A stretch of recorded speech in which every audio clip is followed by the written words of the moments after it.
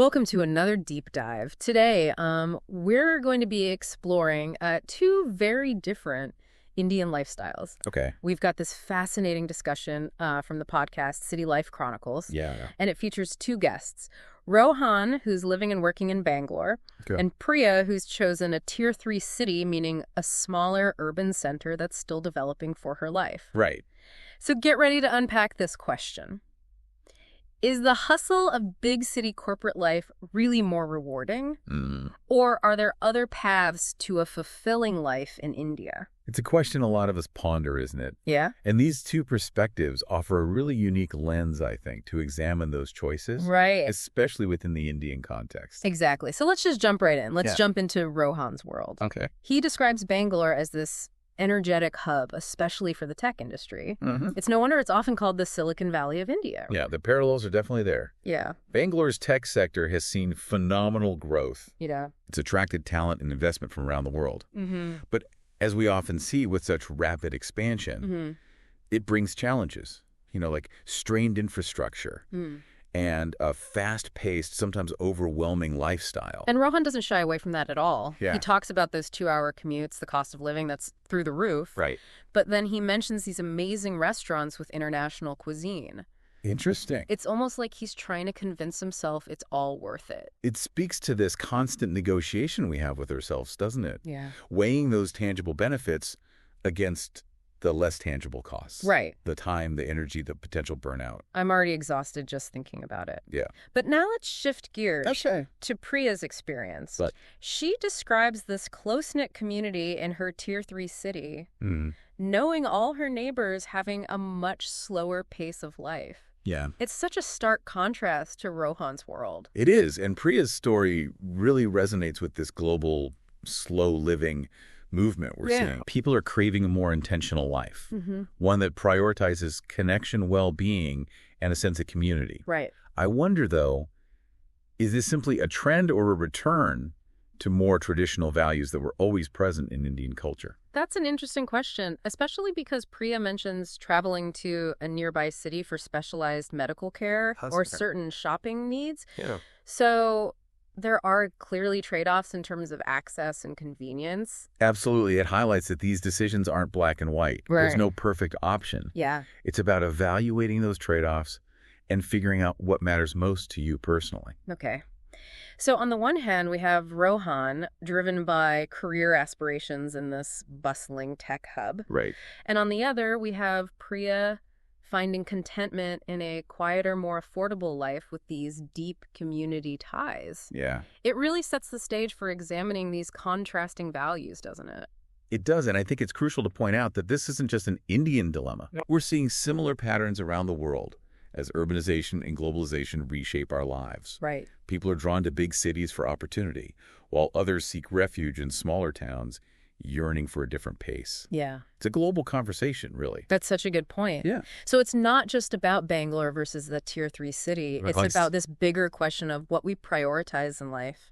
Career advancement, financial success, peace of mind, community. Yeah. What are we willing to sacrifice for what we want? Exactly. And often, those desires aren't static, are they? No. They shift and evolve as we gain new experiences and reevaluate our priorities. Well, speaking of shifting desires, there was this one moment in the podcast that I found particularly fascinating.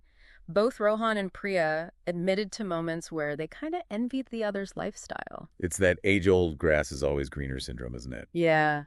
We get a glimpse into someone else's life, and suddenly our own just seems lacking. Totally. Rohan, even amidst all the excitement of Bangalore, confesses that he sometimes daydreams about a slower pace and lower cost of living.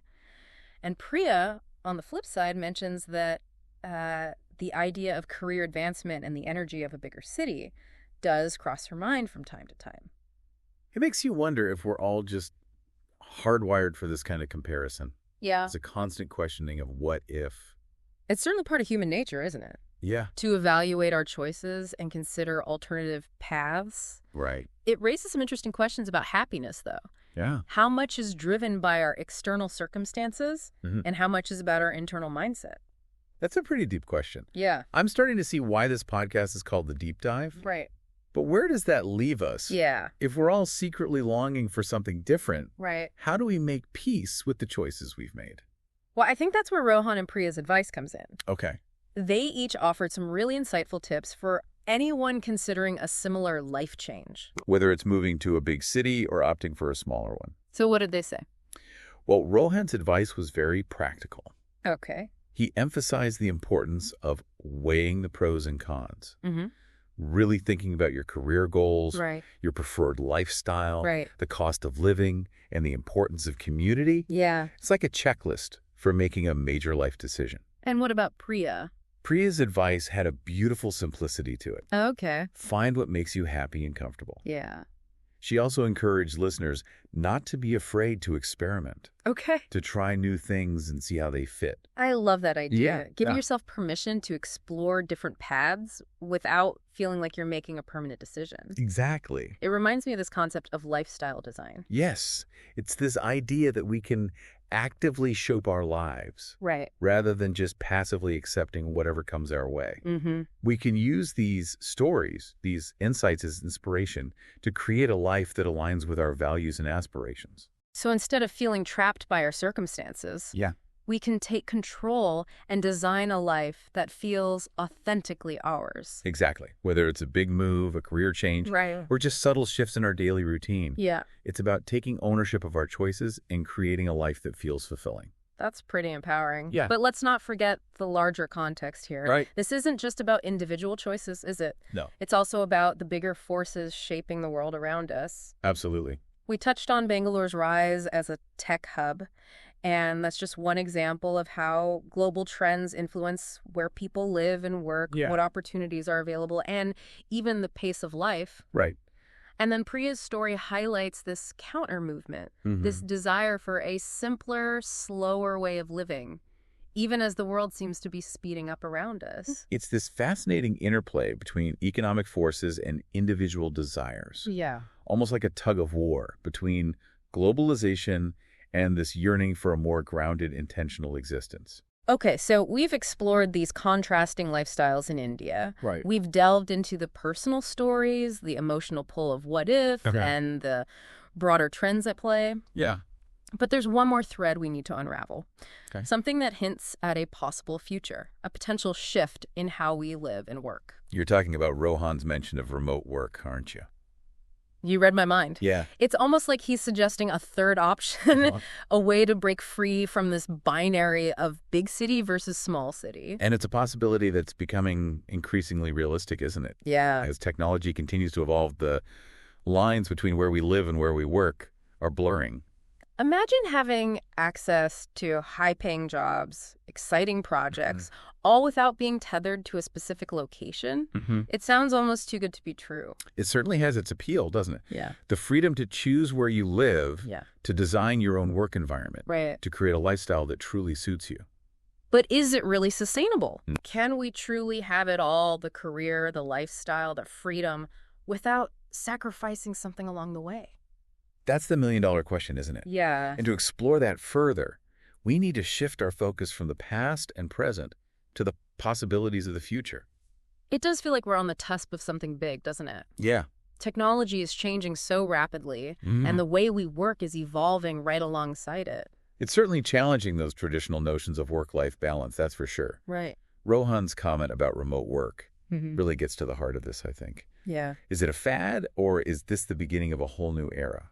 I mean, imagine it working for a cutting-edge company in Bangalore Right. while living in a peaceful village in the Himalayas. Yeah. Or maybe enjoying the slower pace of a smaller city while collaborating with a global team. Mhm. It's mind-boggling. It definitely opens up a world of possibilities, breaking down those geographical barriers. Yeah. But there are also potential downsides, things we can't ignore. Right. What about the practicalities of it all? Yeah. Do we have the infrastructure for widespread remote work? Exactly. And how do you even manage teams across different time zones and cultures? It feels like there are so many questions. We have to consider the impact on social dynamics as well. Oh, right. Does Yeah. remote work lead to isolation? Right. Does it exacerbate existing inequalities? Yeah. These are complex issues with no easy answers. It's almost like we're venturing into uncharted territory. Yeah. Full of potential, but also with a lot of unknowns. Mm. And that's where I think you, the listener, come in. Ah, I see where you're going with this. Yeah. Shifting the focus from us to them. Exactly. This deep dive isn't just a theoretical discussion. Right. It's about sparking your imagination, getting you to think critically about your own choices in this evolving world. I like it. Yeah. So let's pose a question directly to our listener. Okay. Imagine just for a moment that remote work becomes the norm. Okay. What would that mean for your life? Yeah. Where would you choose to live? Mm-hmm. What kind of work would you pursue? Right. What trade-offs would you be willing to make? Wow. Those are some big questions. It's like this deep dive has opened a Pandora's box of possibilities. It has, hasn't it? And suddenly the choice between big city and small city doesn't seem so black and white anymore. Exactly. It becomes less about choosing a location and more about designing a lifestyle. Right. A life that aligns with your values, your skills, and your aspirations. It's incredibly empowering, isn't it? Yeah. To realize we have the power to shape our own futures even amidst all this uncertainty. It is, and that's really the essence of this deep dive. Yeah. It's not about giving you definitive answers. Right. It's about equipping you with the tools and perspectives to navigate this changing world and make choices that lead to a more fulfilling life. So to wrap things up, Mm-hmm. we've journeyed from the bustling energy of Bangalore to the tranquility of a Tier 3 city, Yeah. exploring these contrasting lifestyles and the complex factors that influence our choices. Right. We've delved into the emotional tug-of-war of wanting what we don't have, Mm-hmm.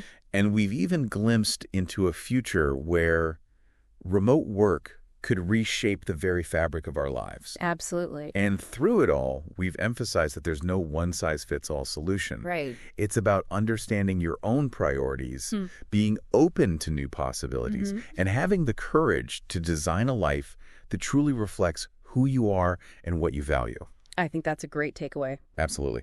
So as we leave you today, we want to leave you with one final thought-provoking question. Right?